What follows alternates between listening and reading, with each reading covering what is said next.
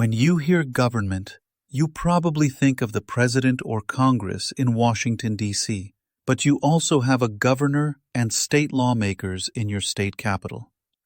Why do we have both? This system, where power is divided and shared between a national government and state governments, is called federalism. It's the secret recipe of the entire American political system, and it's like a big team. The national government is the captain, but the states are the star players who have the freedom to make their own plays. To really get what federalism is, it helps to know what it isn't. The most common system in the world is a unitary system. In a unitary government, like in France or Japan, there is only one real center of power, the national government. All the local towns and regions get their power from the central government. Think of it like a boss at a company. The boss can create different departments and give them tasks.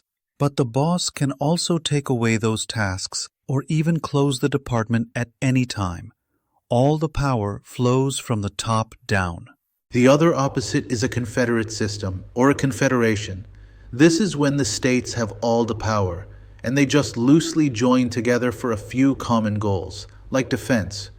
The central government is super weak, and can only do what the states allow it to do. The United States actually tried this first with the Articles of Confederation, right after the Revolutionary War. It was a disaster. The national government couldn't even collect taxes to pay the army. It was all star players and no captain. So when the framers of the Constitution met in 1787, they were stuck between two bad options. They hated the unitary system of King George III, which they saw as a tyranny that crushed their rights. But they also knew their own confederate system was way too weak and was letting the country fall apart. So they invented a compromise. Federalism was their solution. It creates a government that is strong enough to rule the whole country, but not so strong that it can take away the rights of the states. It was their Goldilocks solution. Not too hot, not too cold. Okay, so if you're going to have two levels of government sharing power, how do you make sure they don't fight all the time? The first and most important feature of a federal government is a written constitution. The Constitution is the official rule book. It lays out in black and white exactly what the national government is allowed to do, and by extension, what powers are left to the states. It's like the player contracts and the league rules all rolled into one document, so everyone knows their job. But what happens if a state decides to pass a law that just completely disagrees with a national law? Imagine if the federal government says the speed limit on interstates is 65, but a state says, in our state, it's 90. Who wins? The Constitution answers this with something called the Supremacy Clause. It states that the Constitution and the federal laws made under it are the supreme law of the land. This means a state law cannot violate the Constitution. The federal rule book is the ultimate authority. This brings us to the main event, the division of powers. Think of the government's power as a big pile of Legos. Federalism is the system for dividing up those Legos. The Constitution gives some specific bricks or powers only to a national government. Those are the enumerated powers. It leaves a big pile of bricks for the states to use. Those are the reserved powers. And finally, it sets aside a small pile that both governments can use. Those are the concurrent powers. Let's start with the national government's pile. These are the enumerated powers, which just means they are listed or numbered in the Constitution, mostly in Article 1, Section 8. These are the big, important jobs that the framers knew one state couldn't handle on its own. They are the powers that affect all 50 states equally and require the whole nation to act as one. What kinds of things are on this list? Think big. Only the federal government can declare war and maintain the Army and Navy. You wouldn't want Ohio and Pennsylvania to declare war on each other. Only the federal government can coin money. Imagine how confusing it would be if you had to use Texas dollars and New York yen. Running the post office, making treaties with other countries, and controlling trade between the states, these are all national-level jobs. So what about the states? The framers were very clever. Instead of trying to list every single power a state has, which would be impossible, they just wrote the 10th Amendment.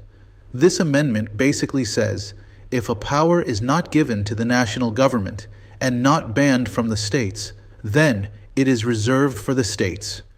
This gives states a whole lot of power to handle their own everyday affairs. This is where government gets personal. The reserved powers are all the things you see in your daily life. Your state government is in charge of creating and running your public schools. It's the state that issues your driver's license, your marriage license, and the license your doctor needs to practice medicine. The state conducts the elections you vote in and creates all your local governments, like your city and your county. These are all powers reserved for the states. Okay, so we have the national pile of Legos and the state pile. But what about that middle pile? Those are the concurrent powers. Concurrent just means at the same time. These are powers that both levels of government need to function. Both the national government and your state government have this power, and they use it at the same time on the same citizens, you. The easiest example of a concurrent power is taxes. You have to pay a federal income tax to the IRS in Washington, D.C., and you also, in most states, have to pay a state income tax to your state capital. They are both taxing you. Both levels of government can also create courts. You have federal courts and state courts, and both levels can make and enforce laws.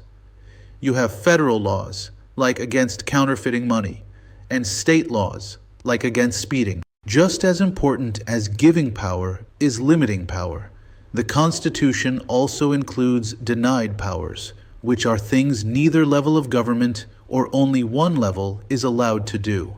For example, the Constitution says the national government can't play favorites by taxing stuff one state exports. And it says states cannot do things from the federal list, like make their own money or declare war.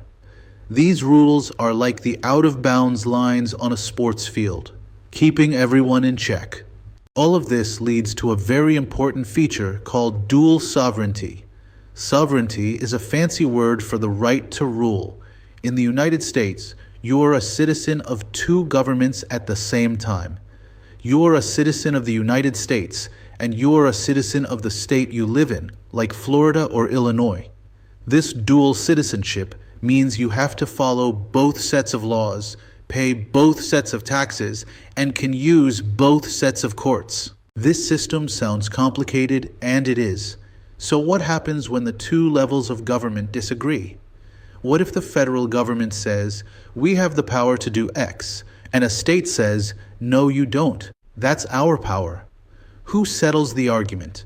That's the job of the judicial branch.